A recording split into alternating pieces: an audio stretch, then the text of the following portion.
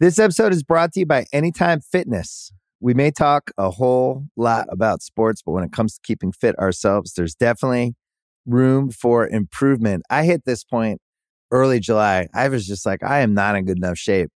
I started trying to walk at least 15,000 steps a day or hiking or just anything to keep my legs moving. Now it's the end of 2023. I feel great.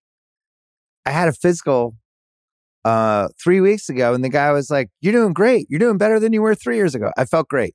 Whatever your goals are, progress is possible thanks to Anytime Fitness. Get a personalized plan and support from an expert coach anytime, anywhere. Visit anytimefitness.com to try Anytime Fitness for free. Start to train for your life. Terms, conditions, and restrictions apply. See website for details. This episode is brought to you by Atlassian. Atlassian software like Jira, Confluence, and Trello help power global collaboration for all teams so they can accomplish everything that's impossible alone. Because individually we're great, but together we're so much better. Learn how to unleash the potential of your team at Atlassian.com. Atlassian.com. Atlassian. Tap the banner or visit this episode's page to learn more.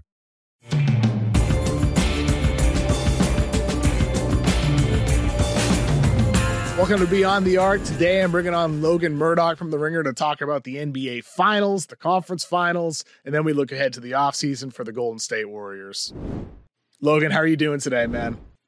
I'm doing good, man. Not as good as you. You have a really nice studio set up. That's really nice. A lot of Spotify merchandise in the background, some books I probably need to read. I'm doing good, but not as good as you, superstar. You got to move here, Logan. Come here with Raja, record your show here in studio. Be a good time. I want to see you down here. Hopefully we cross paths sometimes at the finals at the Summer League. But today we're going to be talking about Game 5 of the Celtics and Heat after Boston won 116-99 in Game 4 to force a Game 5. I mean, here we are. They get a shot, I suppose, down 3-1, trying to become the first team in NBA history to have a 3-0 comeback. Logan, their chances are still against Boston here, but they do have a home game tonight for Game 5. Where do you kind of gauge Boston's chances of making a comeback here against Miami? Is it real? I think they have the talent to come back from down 3-0. They are the more talented team in the series, but they're probably the most unpredictable team that we have left in the Eastern Conference, right? Like they're the team that you never know what you're going to get on a given night. Game 4 was a prime example of that. And I don't have a great feel for the Celtics in that way, right? Because every couple of months they look like the best team in the league, and other times it's like, what is this team that I'm seeing right now? And you've seen the what is this team that I'm seeing right now a lot during this postseason, and it's tough to gauge. And that makes me lean towards Miami to win this series still, because they have been the most consistent team. They have been the most together team, led by Jimmy Butler and Bam Adebayo and all those guys. So I think that's a long-winded to say that I'm picking Miami to go into Boston and win this series and get some much-needed time off before they got to go play the Denver and Jokic. I wouldn't be shocked if we get a Game 6, but at the same time with Boston, so much of it comes down to how are they shooting the ball. I know it's a simple thing to say, but they're now 37-2 in the season when they shoot 40% or better from three. Can they do that? We'll see on Game 5, but also Jason Tatum. His Game 4 was absolutely tremendous, in that first half and into the third quarter. They used him in so many pick and rolls, as smart as the screener. They had him in dribble handoffs, and he just executed at such a high level. Like early fourth quarter, remember? Spo calls a timeout, pulls out the zone. Celtics offense without Tatum on the floor is looking confused. Tatum comes right back in, and they just dissected it with him executing as well as he did. Then they call another timeout. They start doubling Tatum. He starts playing at a high level there too. So I think, if you get this 1A version of Jason Tatum and your team is shooting the ball well and Joe Mazzulla is calling timeouts at appropriate times like he did in Game 4, then you get yourself a chance to extend the series again. It's got to be a one game at a time mindset for Boston, but it all does start with Tatum, I think. Yeah, it starts with Tatum, but you failed to say one other name that needs to show up for Game 5, and that's Jaylen Brown. He didn't scratch 20 points in Game 4. They're going to need more from him going into Game 5 if they're going to win. If they can get a Tatum and Brown game, the series is going back to Miami. There's no doubt about that. And I think throughout the season, you've seen that with Jason Tatum and Jaylen Brown, where one shows up and the other doesn't, right? And I think there's a prime example, and there's a game in Houston during this season where Jaylen shows up and then you give the ball to Tatum to go down the stretch, and it doesn't work out. But what you need to see from them is consistency when they can both have their games at the same time. If they can do that, then we're going back to Miami for Game 6, no doubt about it. For sure. I mean, you got Jaylen Brown in the series against Miami averaging 16.8 points, 12% from three, 44% from the free throw line, 14 total assists to 12 turnovers. He's, part of a Boston defense that in Game 4 did step it up. They were very handsy on drives to the rim by Miami. They were sharp on their closeouts more than they have the entire series. Got to give credit there to him. But offensively, do you think with him, he has said that his hand injury at this time is not an issue? After he had a hard fall last round, but the numbers are undeniable. 12% from three, 44% from the free throw line. I don't know. This seems like more than just a cold streak. Yeah, well, every playoff player at this stage is going to say that they're all right, whether they are or not. But the stats bear themselves out to show that JB is not who he is on a day-to-day basis. And when you do that, you have to find your game no matter what the circumstances are at this point. Everybody's injured. Everybody's hurt. Everybody is banged up at this stage. But JB has to find his game if they're going to go to the next round. And there can't be any excuses at this point. And he knows that, which is why he says my hand isn't hurting and it's fine. But the stats and the play bear out another story. For sure. And I mean, I appreciate him not making excuses. It was interesting after that Game 4, one of the themes with the Celtics, reporters asking about the players was they had a meeting, after Game 3, and they feel like a team that right now they're trying to rally around each other. There's been reports in the past week. Gary Washburn from the Boston Globe said how Brown is biting his tongue. Woj said the Celtics have never recovered from the Ime Udoka loss. I said here on FanDuel TV, a source told me that the Celtics feel like a team that is, right now, like they're done fake liking each other. So Boston is in a place now where, Brown is saying that a lot of that is, not true, that they're together. So we'll go to a clip right here to hear from Jaylen. Start to hear all these stories come out about X, Y, and Z. Who knows where they actually come from? And 99% of them is not true at all. So, we wanted to stay together. And I think that was the emphasis last night before we played today, was make sure we was on the same page. We didn't want to come out and lay an egg. We wanted to come out and play together. Want to come out, trust each other, come out, play some defense, have some pride about yourself, and find a way to win the game. Well, they did win the game, Logan. They got that. Weeks ago, you felt this from Jaylen too. He deflected your own report with a direct quote from him about his future. And he even said that was taken out of context and that writers have an agenda. So, I guess what do you expect, right? The team's going to try to rally anytime things are said about them, true or not. Yeah, no, it's interesting because even when I went to Boston in January, you could see there was a bit of tension, right? And it all starts with the beginning of the season when you have Ime Udoka, who is, put on leave from the team, and you insert Joe Mazzulla in. There was a lot of friction with that move, and not necessarily bad friction, just any friction that you get when you have a sudden move from a coach that you really trusted. And this roster really trusted Ime Udoka, especially after that January 22 about face, if you will, when Ime Udoka called out the team that really galvanized this group. And then they go on to go to the finals, and they're hoping this season they get to have an easier path to go to the finals. They have everybody in place with Ime, with Marcus Smart, with Jaylen and JT. They have all these guys that can bring them to another run, and all of a sudden their coach gets dismissed. And they were still trying to reconcile that through the first part of the season. And, this didn't make the story necessarily with the Jaylen Brown piece that I did, but there's a quote in there that we didn't use that he had about Joe Mazzulla, which was, I asked him, what do you think about him getting the interim tag taken off at one point, and he said something along the lines of, we'll get there when we get there, which is something that he's kind of always said throughout my piece and in other places of there was a wait and see approach with Joe Mazzulla, from not just Jaylen Brown, but from everybody on that roster.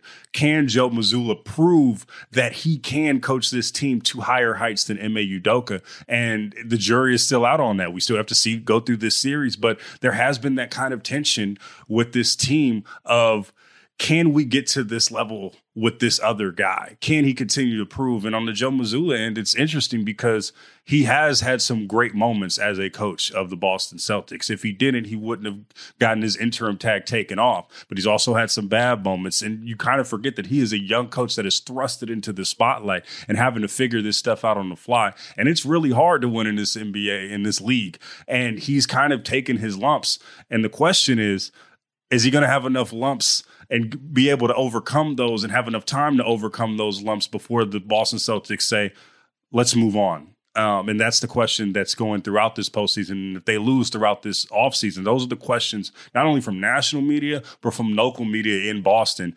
Is he the guy to coach this team? And that's not only a question from the national and local media. That's a question that's been throughout this season from inside that locker room. And he has to prove and keep that locker room intact. And that's going to be a hard task when you're down 3-1 in the Eastern Conference Finals. It's going to be interesting to see how the Celtics get through this. For sure, Logan. I mean, I think with this Celtics team, like Mazzulla against the Sixers, Game 6, they finally switched their defense. They had Robert Williams helping off PJ Tucker. It's something Celtics fans, Celtics writers, Celtics bloggers were asking for, since Game 2. And they did it. They ended up winning the series, coming back from down 3-2 against Doc Rivers, who's lost his job with Philadelphia and that Sixers team. And now down 3-0, no team has done that in NBA history. We'll see. I mean, they win Game 4. They didn't really make adjustments in that game. They stuck with what they had through the first 3 games, now 4 games.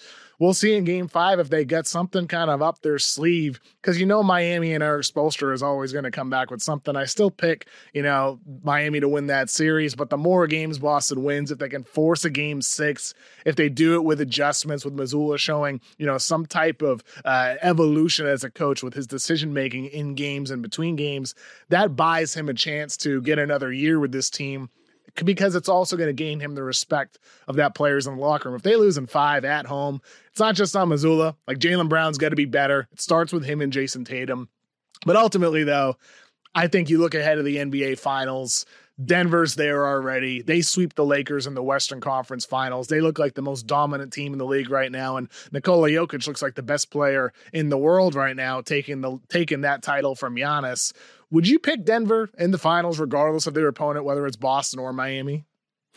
I think I would pick Denver to win it if it's Miami. Now, if Boston runs the table and comes back and wins from this, then I'm picking Boston to win the series. I just think that they're a deeper team. I think they have better players. I think that they're from a defensive standpoint, if they can just summon that energy and they can find their defense again, I think they can beat Jokic, bro. I think that they can beat the Denver Nuggets I think they're just an overall better team when they're locked in. I think Boston, when they're locked in, they're the best team in the league. I think from top to bottom, they have those guys. And so the problem has been with Boston is inconsistency. But when they're at their best, I don't think anyone can beat them. And so if Boston wins, I have Boston beating Denver. Now, if Miami wins, I think there's another story, because it's a question of if they have enough in the tank to be able to do it. Does Jimmy have enough in the tank? And does he have mind control over Denver the way he's had mind control over the entire Eastern Conference? That's a big question. I can't answer that, but I think if Miami goes in, I think the Denver is the favorites, and rightfully so. I don't think anybody can control, Jokic's mind the way he just controls everything that's happening on the basketball court. He's just on another level right now. The one thing I disagree with you on is the depth aspect. I think that Nuggets depth, even in a series against the Celtics, look, if Boston comes back from down 3-0 and they're riding a 4-game winning streak into the finals, that type of momentum, it's 0-4 Red Sox-esque, coming back against the Yankees, and then they sweep in the World Series. There will be a lot of Boston propaganda if the Celtics come back. A lot. There's going to be a lot. There's going to be the David Ortiz beef. If they come back from 3-0, they need David Ortiz right there, front court, right next to the Boston bench. That'd be fantastic. I mean, Bill Simmons, I was on his podcast on Tuesday night after Game 4. We're expecting to do well, what's going to happen with the Celtics this offseason? They win the game, but during that Miami Heat game, Derek Jeter and Alex Rodriguez were there sitting courtside, which feels like a bad omen for the Heat, having those guys after they blew the lead. They just need A-Rod swatting at the glove. Something like that's going to happen on the Miami side to give them some bad fortune. Yeah, I understand I mean, Boston, the Celtics won one game and they won it handily, but the Miami Heat have had control of this series throughout. I think we're forgetting about that, and I want to make sure that we don't have recency bias over this latest Celtics win, because the Miami Heat, every time that they have been faced with adversity this postseason, they have come back and they have won the next game. And speaking of mind control, Jimmy has had mind control over this entire city of Boston. And it was interesting in Game 2, where it was just the inevitability of Jimmy Butler, and that even when the Celtics were up late in that game, you just kind of knew that the Heat were just going to make a run because they weren't scared. And I think that we're forgetting that aspect of this series. Jimmy Butler is ready for Game 5. There's no doubt about that. And it's there. We're talking about how the Heat have adversity going into this. The Celtics have to overcome a lot in Game 5 to win it, because the Heat aren't going to go down easy. We'll be back pretty soon after the break, Logan, talking about some other teams around the league. Welcome back to Beyond the Arc. I'm here with Logan Murdock. We're going to talk about a team that won the finals last year, fell short this year. You're around them more than any other team in the NBA this year, Logan, because you're based there. That's the Golden State Warriors. We have Klay Thompson and Draymond Green. They're free agents. Number one question on my mind is probably the number one question on the mind of every Warriors fan is, are they bringing those guys back? Is that the number one priority? Does that seem to be locked in? That's going to happen here for them?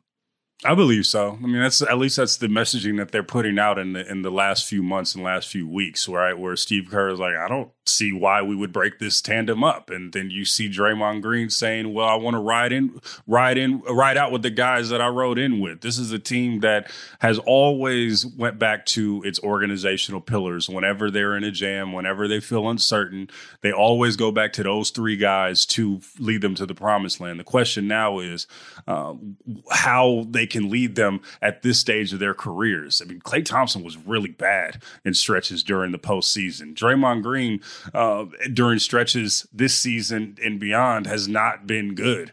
And they have been showing their age. Now, they have shown some spurts where they can do good things, or Steph Curry, 50 ball to end the Sacramento Kings series. They do have life, but they're going to have to round out with that supporting cast. They're going to have to figure those things out. Do they bring Jordan Poole back? Which I think that they will, but he has to play better in big moments. Does Kuminga take that next step? Those are the questions that they need to figure out. But at this moment, it seems like they're going to bring the team back as full. I mean, the question is going to be is who's actually going to be the one making those decisions. The Bob Myers situation has been a topic all year long. He's doing his podcast. Will he stay with the Warriors? What type of offer does he get? Does he want to take a year off? I've heard in recent weeks that Bob Myers spent only a day at the NBA Draft Combine in Chicago, that he has not been on the road for pro days happening in Southern California, especially this past week, that it's been Mike Dunleavy, another executive in that Warriors front office there. So it seems like everything's pointing at Bob Myers not being back with the Warriors, considering he's just not there at a lot of these events that every other GM was. He wasn't even as part of the GM summit meetings. Have you heard anything there, Logan, in regards to Bob Myers' future with the Warriors? There was optimism, at least from the big three, that Bob was going to be back as recently as a month ago, that they were at least going to be able to convince him to come back and pull at his heartstrings and figure it out for 1 year. But it still remains to be seen. I still think that he has a lot to mull over with that decision. He lives in the Bay Area. He's from the Bay Area. He grew up a Warriors fan. It's bigger than just the job for him, right?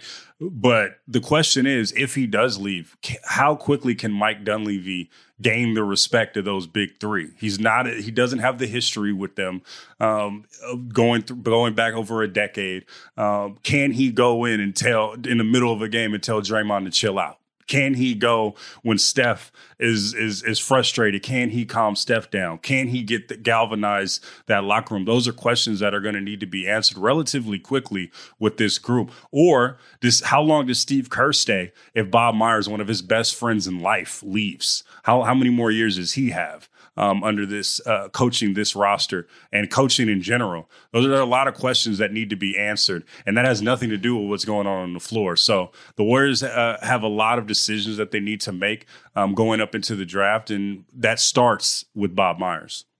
It's going to be interesting there. And I mean, I think for Golden State, you mentioned you think Jordan Poole will end up staying with the Warriors. I'm sure they'll at least consider a bunch of stuff that might present themselves as trade offers over the course of the next couple weeks and months. But I want to get your idea on something I put in my article in The Ringer earlier this week after the Lakers lost. Obviously, everybody knows LeBron James. He said he's going to consider retirement. And people I talk to around the league say, this dude is not going to do that without a retirement tour, a farewell tour. It's just not going to happen.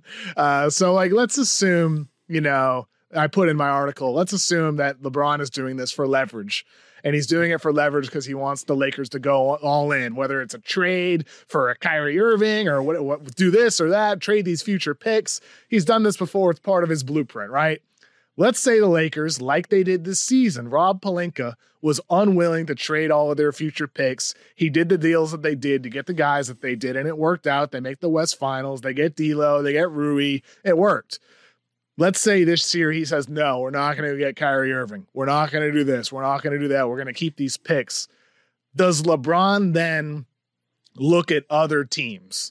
And I put in my article, could LeBron then look at the Warriors where he has a relationship with Draymond Green? Those guys are BFFs.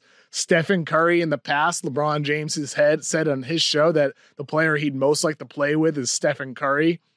Could LeBron be lured from the Lakers to the Warriors and some type of deal that allows the Lakers to suddenly build young with a Poole, Kuminga, the deal driven by those guys, Moses Moody, and then the Warriors, they go all in with this basketball nirvana with the greatest collaboration that we've seen ever with LeBron James and Stephen Curry and Klay Thompson and Draymond Green coming back. Am I crazy, Logan? Am I crazy? Just tell me straight up. Please tell me. Am I crazy?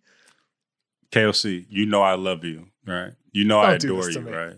Don't do it. I think you're crazy. Why? I do think you're crazy. Why? I think you're crazy. I don't think that happened. I do not think that happens just based on the sole reason that Draymond Green is there, right? I think that's a great thing to do on 2K. But at this very moment, I think the Warriors have a lot of things that they need to figure out, right? I think that they have to figure out their GM situation, who's going to trade for them. And I just think it's a far-fetched idea. There have to be so many different types of levers that need to be pulled for that to happen that I don't think that will be pulled that needs to happen, right? I don't think that you get up off of, first of all, I don't think that these two teams trade in division. That just doesn't happen. That's not going to happen. I don't believe that. What if LeBron demands it? What if LeBron says, you know what? If the Lakers aren't going to give it to me, I want to go there. I don't think that LeBron is in a position where he's going to demand that. I think that he is going to. I think that it's interesting how him saying that he wants to, as mulling retirement is crescendoing all these other things that might be happening. I think what happened was he was tired after a long series against Jokic and saw that, man, maybe I don't have another chance to win this title again. I want to go out as a winner, and then we'll see where we go from there. But I don't think that the Warriors is a thing. I think that's fairy dust. I don't think that that's going to happen, KOC. I do think that LeBron will come back next season as a member of the Los Angeles Lakers, and I do think that he'll think that he has a chance to win. I don't know what the roster necessarily looks like, but I do want to credit Rob Pelinka for what he's done. I think that midseason trade and holding off into trading for Kyrie paid dividends. I think that made him a deeper team. I think the biggest key is the Lakers need Anthony Davis to be a consistent number one option, and that hasn't bared fruit consistently. Never going to happen.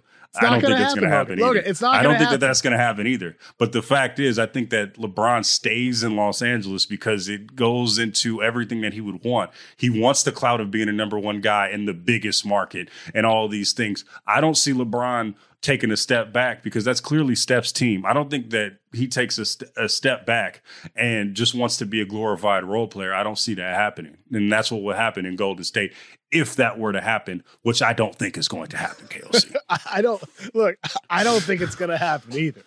But I think it's in all likelihood he's suiting up for the Lakers in training camp late September. That's what I think is most likely to happen. But if the Lakers don't go all in and give LeBron what he wants, because the other thing he said during that press conference was, it's not fun to me to make a conference finals. I've done that a lot. He stressed the a lot. And, like for him, he wants to win finals. And despite it, quote unquote, working, getting Jared Vanderbilt, he didn't play. He got benched. Mo Bamba, he was hurt. D'Lo wasn't effective. He was arguably not worth minutes. The reason why it worked is because of how it opened up opportunities for Austin Reeves to get a bigger role. For LeBron and AD figured it out. The moves worked, but it's not exactly the reason why they made the West Finals. AD was dominant on defense, but AD also proved that he can't be the second fiddle to LeBron James and sometimes the number one like he needs. He was on one game, off another. LeBron needs consistency at this stage of his career. So if you're Bron, I want Kyrie. If you're LeBron James, that's the guy I'd want. He's somebody that can provide that despite the risks. But everything we've heard, from multiple trusted reporters, who are tied in with the Lakers, is that the Lakers don't want to get Kyrie. And we'll see what ends up happening there. He could end up just re-signing for Dallas for a mega contract anyway. It's a lot to figure out in the months ahead. Well, it's different now. It's different this year trying to get Kyrie as opposed to last year, right? You had a lot more leverage if you're the Lakers and trade for him last year. He has a player option, and if it doesn't work out, then you'll just cut bait and it'll be fine. This year, you got to pay him a multi-year contract, or you have to do a sign and trade of some sort. It's a different landscape than it was last year, which it's interesting because the Lakers are the only organization that LeBron has been with that probably has more leverage just because of who they are as an organization and the history and all these things. It's the only organization that LeBron can't 100% hold hostage and say, this is what I want. Now, he's gotten what he's won in spurts with Russell Westbrook, and then you've seen how that's gone. And then the Lakers have enough clout as an organization to say, nah, you're signed with us. I know you want to be a Los Angeles Laker, LeBron. Chill out. We'll figure this out. We'll figure this out and get these trades, and we won't trade away these picks. This is the only team that can really have that type of leverage to tell LeBron no in a way that I don't think that Cleveland and Miami had. It's because Miami had prime LeBron James, and he had the ultimate leverage. This is an older LeBron James who is not as good as he was 5-10 years ago. And the Lakers have enough organizational clout to where they said, we'll figure this out together. Last thing on this, Logan, before I let you go. Can we at least agree that Draymond Green is definitely going to be on the phone with LeBron trying to recruit him? Can we agree with that? He's definitely going to be on the phone with LeBron James. I'm not sure what they're going to be talking about, but Draymond and LeBron are definitely BFFs to the point where Draymond wanted to go to LeBron's scoring title clincher game, which is so interesting to me. But I do think in my heart of hearts that LeBron will be a Los Angeles Laker, and I do not see him being a Golden State Warrior ever in his career. Well, I guess I'll just have to play around on 2K this offseason. Logan, thank you for joining me on Beyond the Arc.